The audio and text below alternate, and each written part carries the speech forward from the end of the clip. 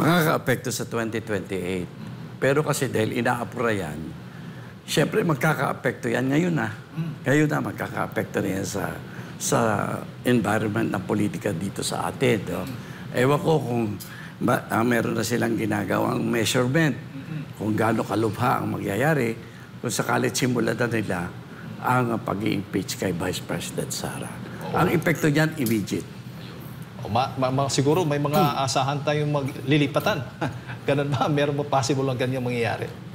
Ang indikasyon, nakikita yan. Ano? Kasi tinatansya talaga. Kasi marami naman nag-aambisyon sa 2028 at mukhang maaga ang magiging pag-campaign for 2028. Kaya tinitingnan nilang mabuti yan.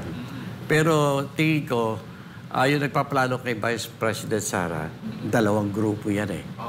Yung isang grupo, ayan, tinatansya kung ano ang magiging resulta kung mag-i-impeach nila si Vice President as early as now.